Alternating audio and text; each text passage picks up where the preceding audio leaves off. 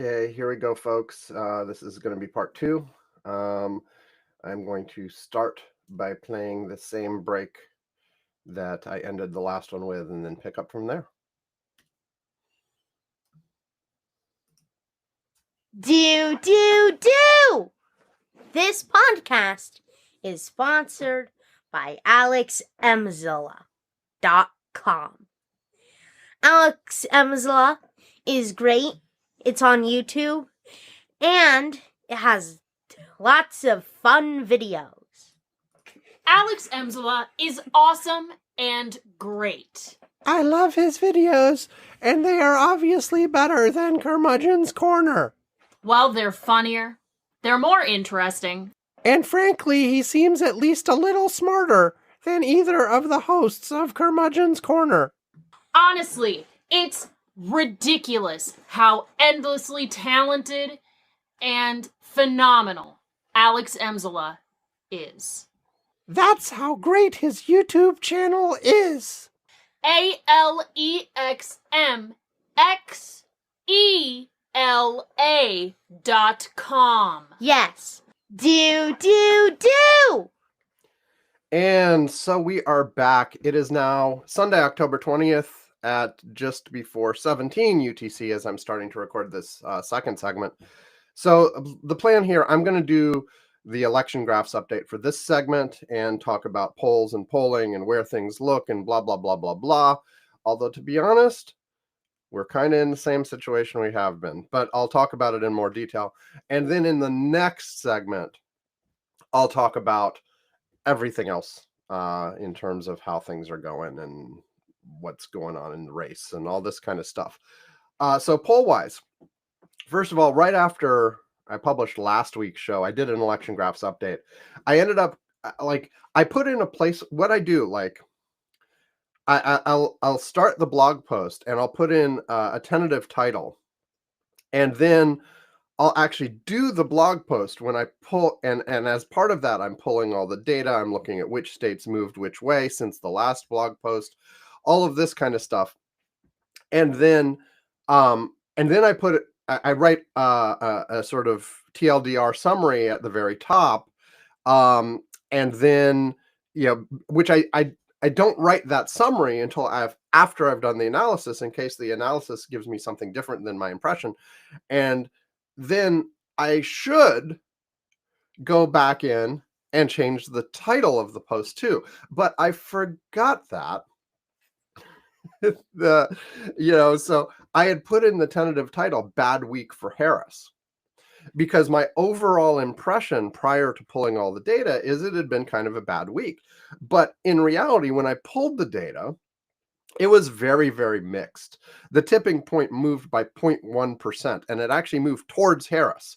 The things that made me think it was a bad week, which were bad factors, were that last week there were a number of just barely Harris states that moved to just barely Trump.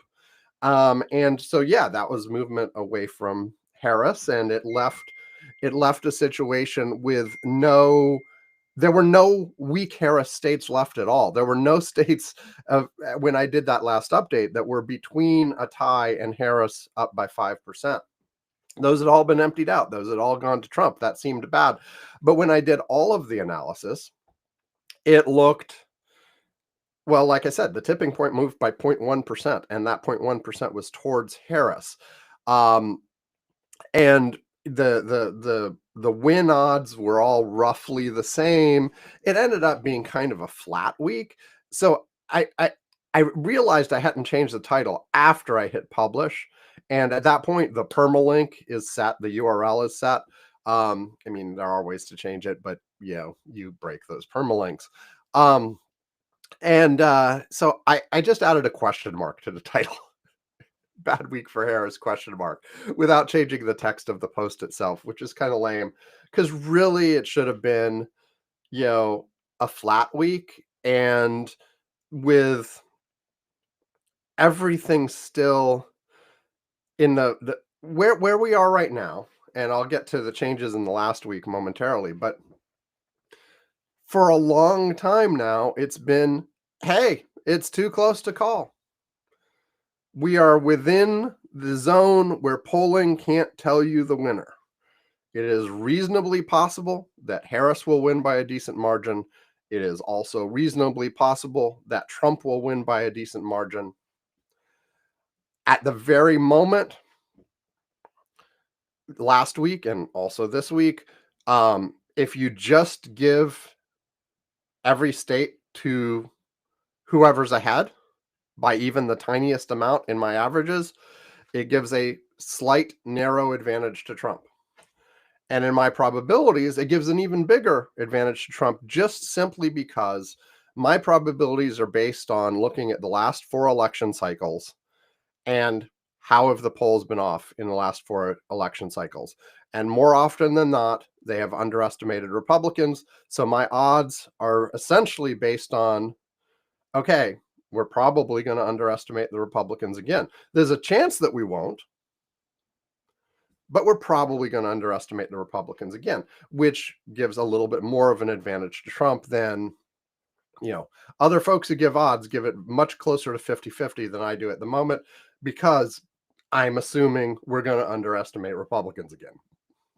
If we don't underestimate Republicans again, and, it's more likely, I think a lot of the others are assuming that there's no correlation between past performance and past polling errors with current polling errors.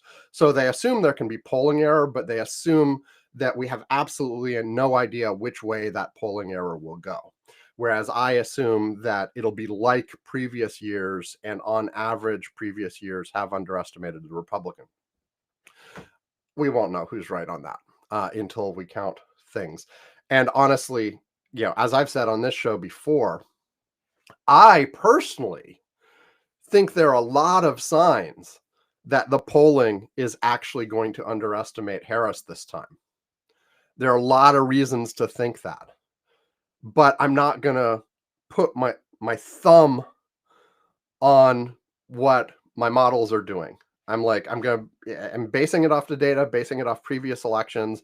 I'm not going to be like, oh, my gut says that this time they're going to underestimate Harris and therefore change something. Or even just assume flat, so we'll see.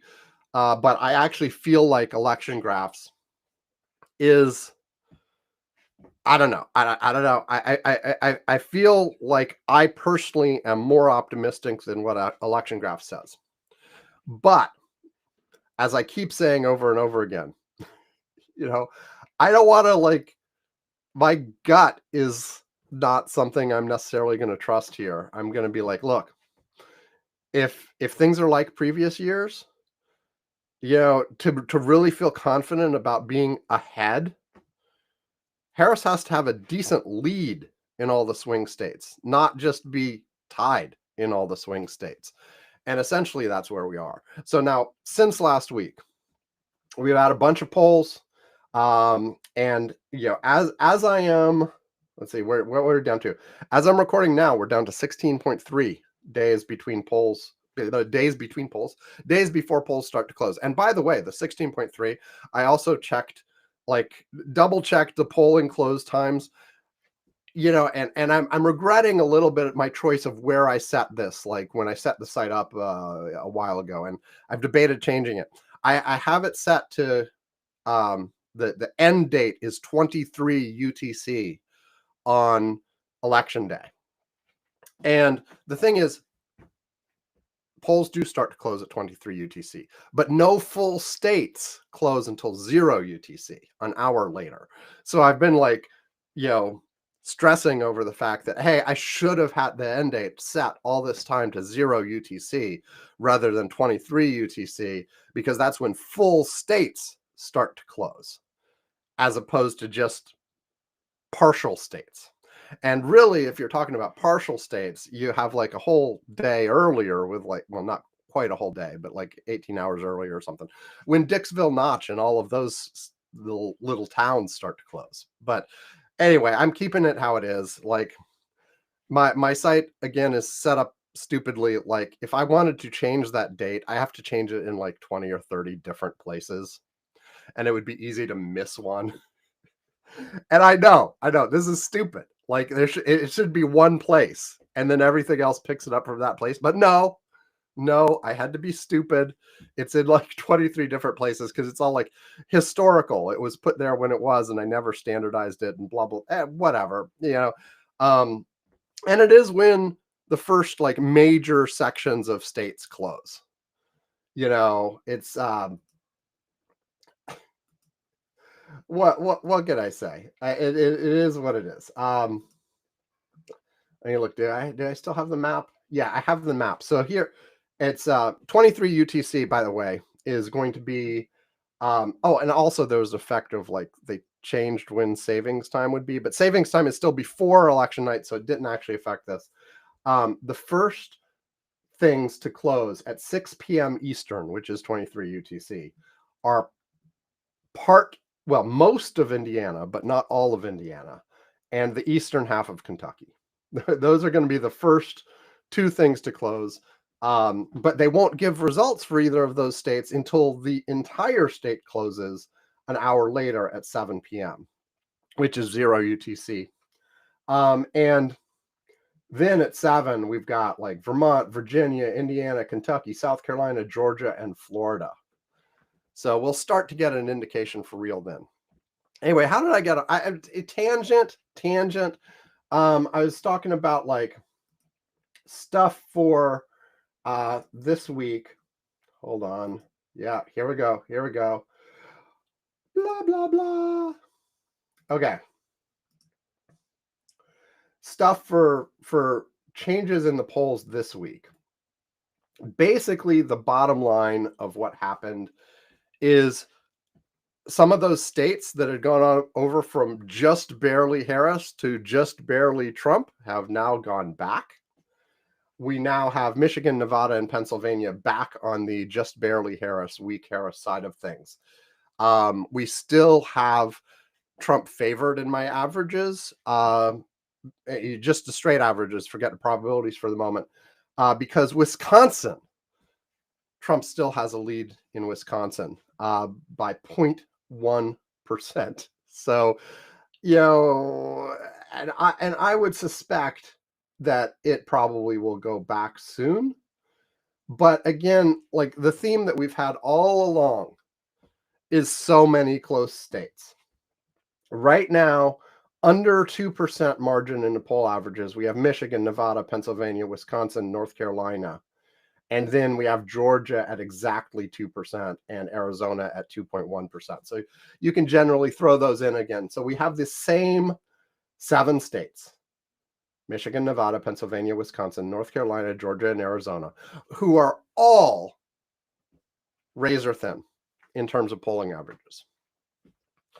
So, like, if polling averages are just randomly wrong, then,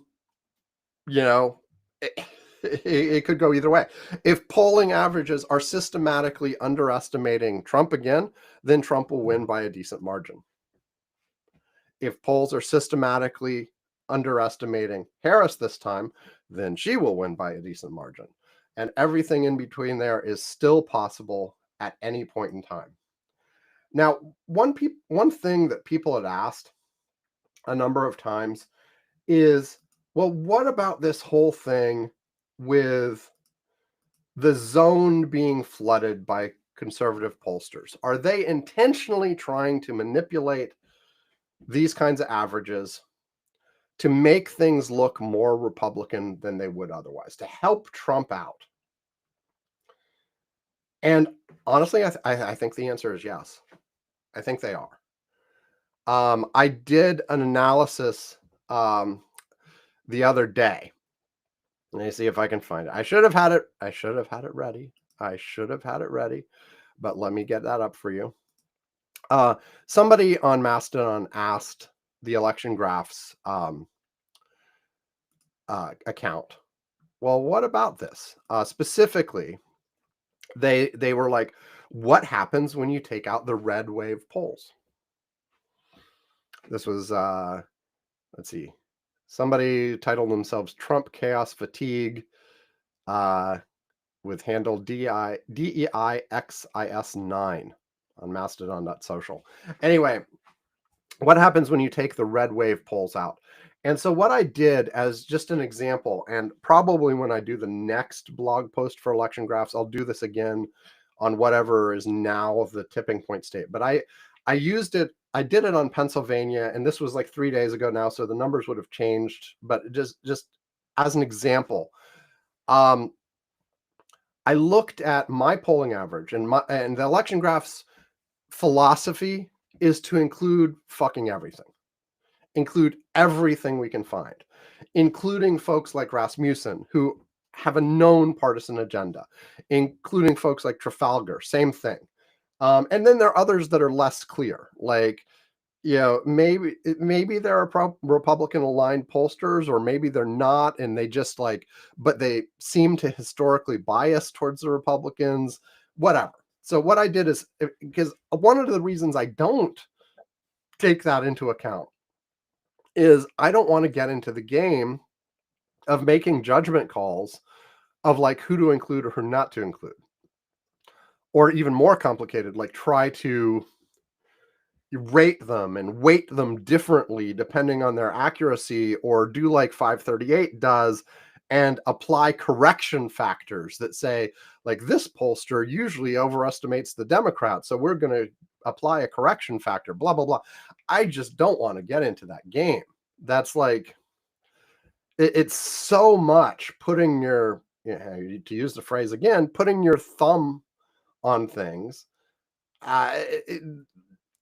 that, you end up having so much room for judgment on what do you include, what do you not include, how do you weight it, how do you do this, how do you do that, blah, blah, blah, blah, blah, blah, blah. And you can get completely different fucking answers depending on what you do. And I don't want to do that on election graphs. So I just include everything. But 538 does have pollster ratings. They go from a 0 to 3 scale, where they basically look at all kinds of things about the pollster, including their accuracy in terms of how the polls have done compared to the actual results. But that's not the only thing that goes into the rating. They also take into account things like how transparent are they about their methodology, and a variety of other factors. But they end up giving that 0 to 3 score on pollsters. And basically, like, if you're close to a 3, you're a really good, high quality pollster that, everyone should trust and pay attention to. And if you're getting down close to 0, you're kind of trash and people should mostly ignore you. And then they've actually got a fourth category, pollsters they've entirely banned, that don't even have a rating because they exclude them from their averages entirely. And so I recalculated the Pennsylvania average at that time, which, right now, 3 days later, I have Pennsylvania. It rounds to 0.0. It's like, I have it listed as a 0.0% Harris lead. But my system, the way my averages work, it actually can't be exactly 0.0. Like if it really is an exact tie, it'll pull in older polls until it's not. So I know it's not exactly 0.00. It rounds to 0.0. Anyway, 3 days later, I have it at 0. But when I did this analysis, it had Harris up by 0.1%. But then if you restrict it to only pollsters who rated 1.5 or above on 538 scale, it jumps to Harris by 0.4%. If you restricted it to only 2.0 and above, it's up to 0.8. And if you restrict it to 2.5 and above, it's Harris by 1.5.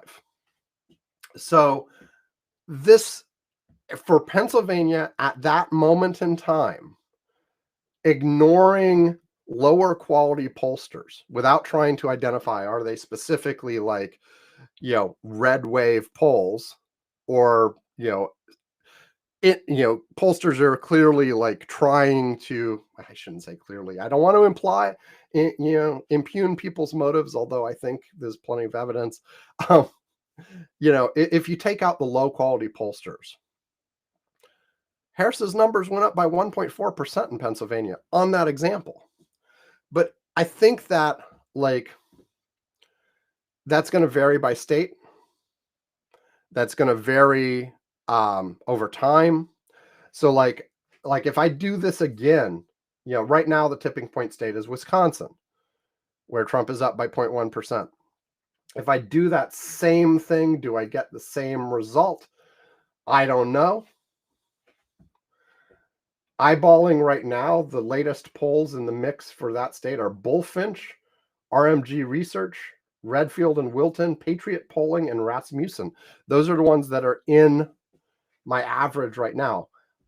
Which ones do I know? And like I think RMG Research, Patriot Polling, and Rasmussen are probably all ones that you would potentially consider as at least in the zone of suspicion for the effect we're talking about.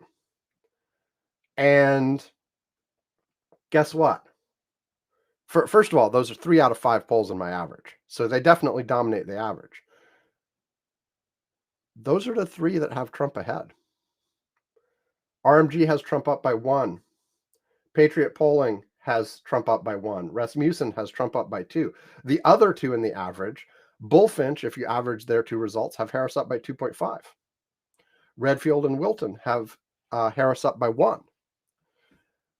Now, if I was actually going to do like the analysis I did before, I wouldn't just average those 2. I'd find 2 other older ones to include in the average that were more trustworthy.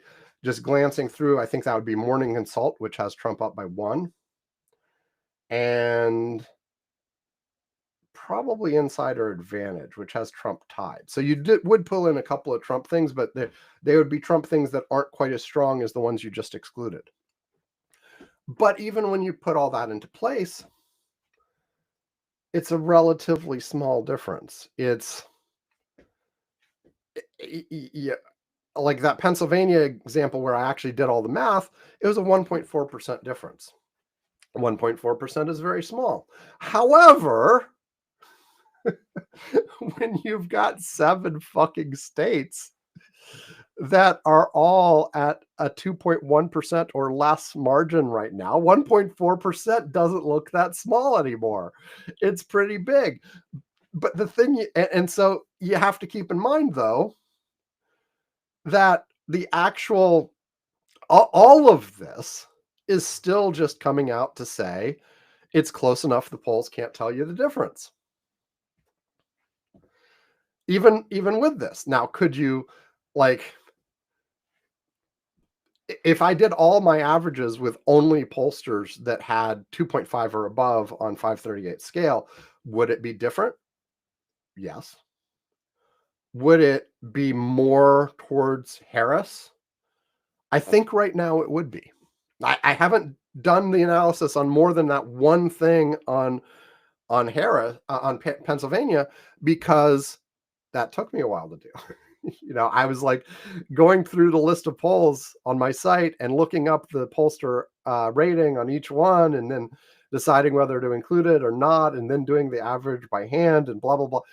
So it took me a little while to do that. I might do, for my post, I might do it on all 7 swing states just to see. That will be very interesting. I think I now determined I need to do that.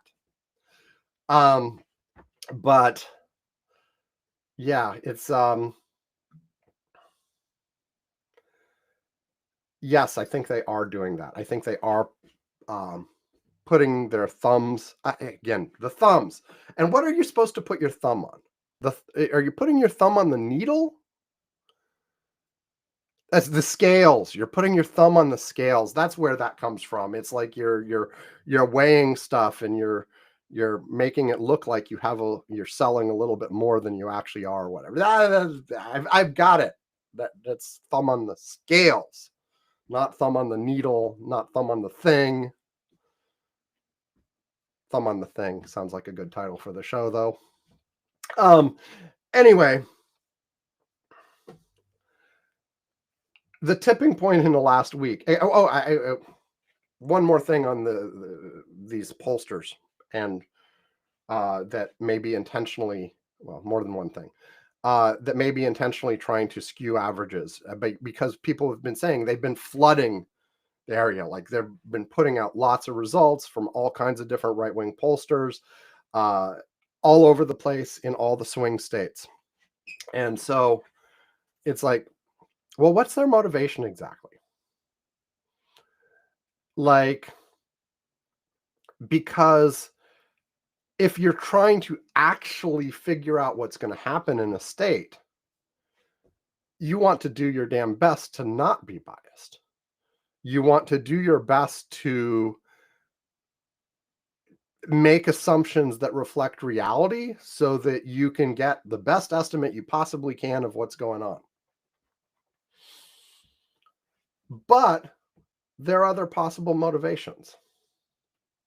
Well, and before I go to other possible motivations, it is very possible that the Republican-leaning pollsters actually just honestly believe their models, honestly believe all the other pollsters are missing Trump voters, and they are doing things with their modeling to make it more likely to catch those voters.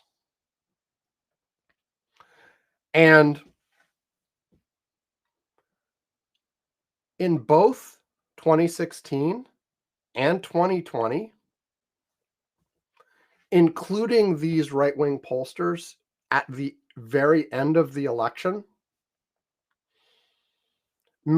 I can't speak for the other folks, anybody else doing averages, but including them, I am convinced made my averages closer to the actual results than they would have been otherwise, because the other pollsters were missing Republicans. There were Republicans who weren't answering polls, the famed Trump shyness or whatever. And so they were, whatever their motivations, whatever their methodologies, which may or may not be valid by, what pollsters say you should be doing, gave better answers. Now, maybe they were just lucky. Like they essentially like skewed their polls to be more Republican, more Trumpy, and just happened to be right. It doesn't mean their methodology was correct. They just happened to be right. So, like, this is another reason I'm reluctant to like manually make decisions to remove certain pollsters from my averages, is because frankly, I don't know who's right. Even if they are motivated by things other than accuracy, I don't know who's right. And my methodology of doing probabilities and all that takes into account the fact that the last few weeks before the 2016 and 2020 elections, there were lots of pollsters in the field who were redder than the others. And my averages reflected that. So like if I change that this time around, it changes the ability to compare to those previous years. Anyway, it does look like that's happening. So when you look at polls and polling averages, interpret accordingly. Like if you want to look at the election graphs ones and say, well, how would that look if you only do pollsters that aren't known to be affiliated in some way with right-wing causes? You can, the state detail pages have the exact list of polls I include and the exact list of historical polls. Pull out whichever ones you think you trust and make your own average. See where that is. Okay, having said all that, back to the national summary and where we are right now. The tipping point since last week has moved from Harris up, since Trump leading by 0.8% to Trump only leading by 0.1%, with all of the caveats about interpreting that I just said. If you plug that into my time left before election models, you end up with Harris's chances at between 17.8 and 34.2%, which I would be much happier if it was over 50, but it's not right now. And the main reason, the main reason is what I mentioned before. I'm kind of assuming, based on the historical averages, that polls are underestimating Harris. And right now, well, first of all, right now, just with the straight poll averages, Trump wins anyway, even without putting that into effect. He's ahead by 0.1% in the tipping point state. If he actually wins Wisconsin, North Carolina, Georgia, and Arizona, he wins. He wins by 6 electoral votes. It ends up being super close in terms of the Electoral College, and he wins. But even if you give Wisconsin, let's say Wisconsin moves from 0.1% Trump to 0.1% Harris, she's still got Nevada, Pennsylvania, and Wisconsin less than half a point ahead, and Michigan not at only 1.7. And if you and that's about how far. I'm gonna have to pull it. Hold on. What's the exact number? I think it's 1.3, 1.4, something like that. Okay, I'm gonna look up the post where I said I always forget this number. My actual, here we go, 1.3%. If you look at the curves I use for looking at an individual state and what are the odds of the Republicans or the Democrats winning, the break-even point where there's a 50-50 chance is Democrats ahead by 1.3%. So basically, my models say that in order for Harris to have a better than even chance in a state, you need to have her poll averages not just on her side, but more than 1.3% on her side. And right now, that means that Nevada and Pennsylvania are still more likely to go to Trump than to Harris with my model. And Michigan just barely, I lie, even Michigan, at the moment. Oh yeah, here we go. And this is where it differs from with the time left before the election versus now. In Michigan, if the election was held today, I give Harris a 57.1% with her 1.7% lead.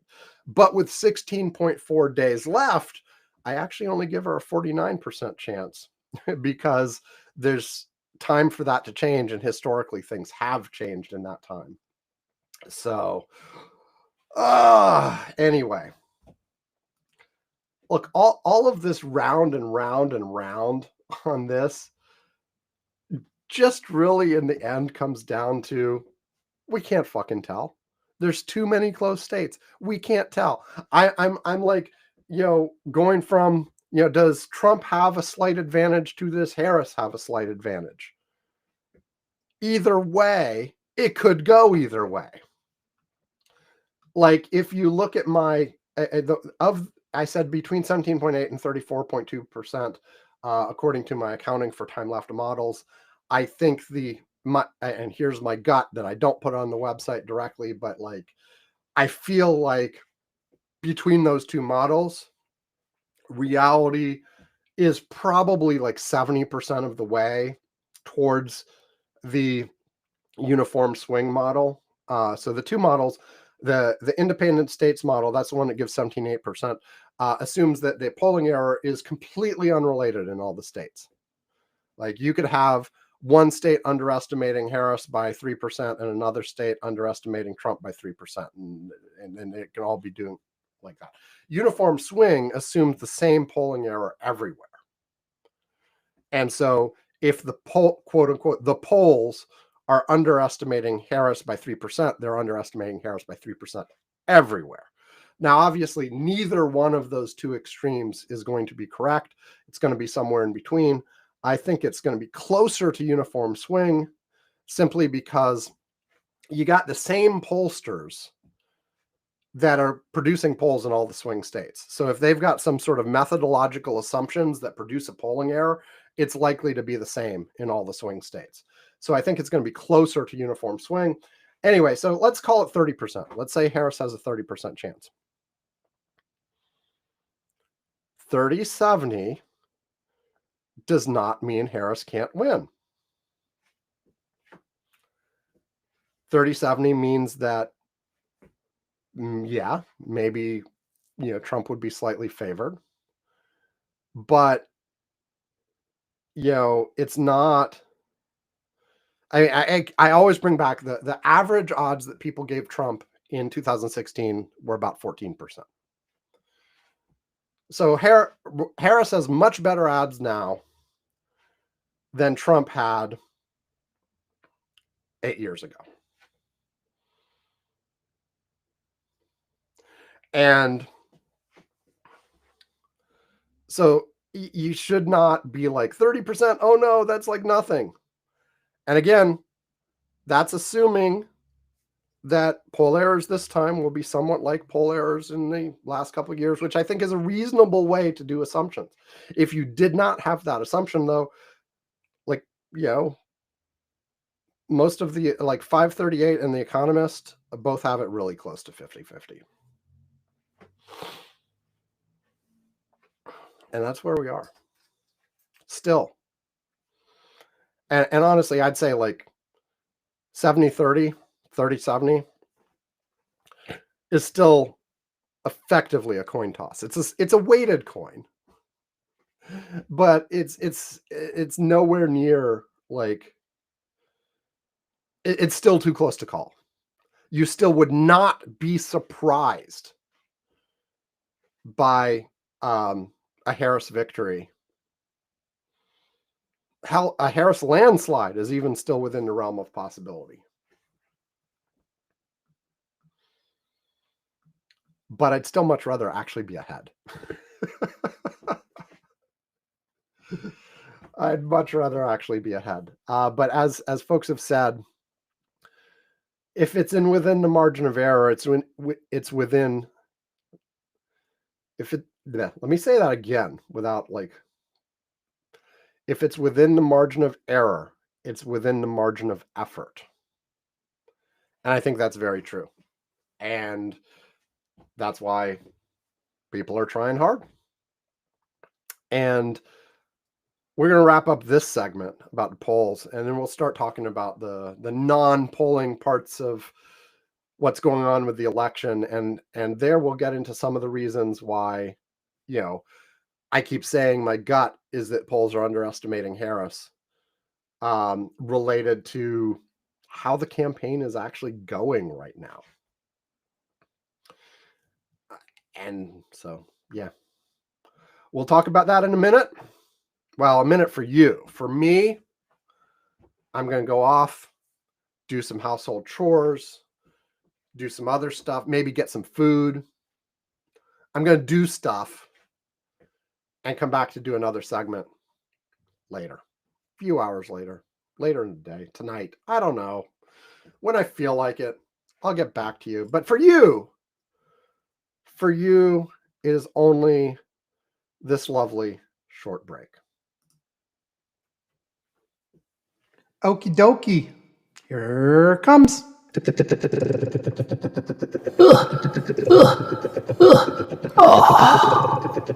is just my internet being stupid. My internet is being stupid is a new song we will make.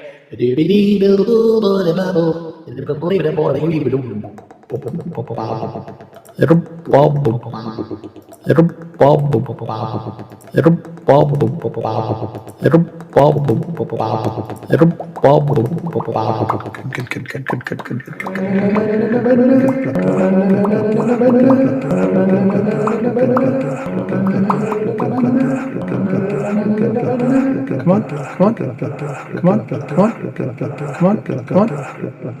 Come on, I'm tired. What's wrong? I'm really tired. It's amazing. Get the show on the road. There's a road? There's a road? Oh my god, there's a road! Okay, that's it for this live stream. See you for the next one. Bye to the nobody who's watching right now. But some people might watch on YouTube later. Here we go. Or here we stop. Something.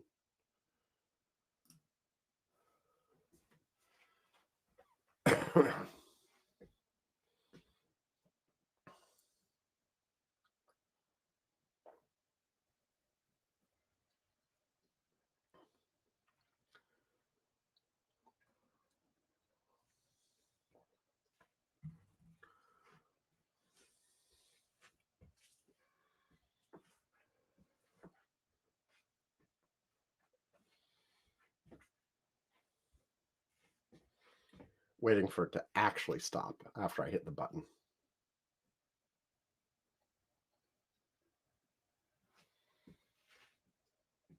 Last time it took a minute.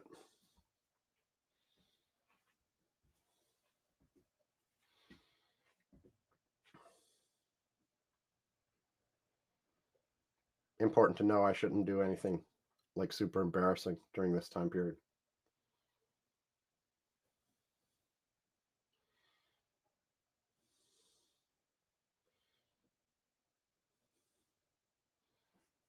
Should I dance?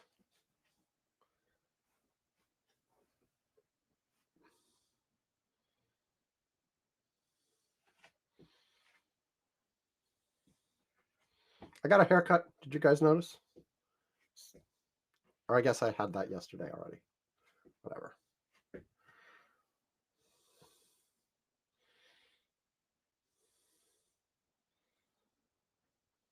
I'm standing at my standing desk instead of sitting right now. I was sitting yesterday, I think.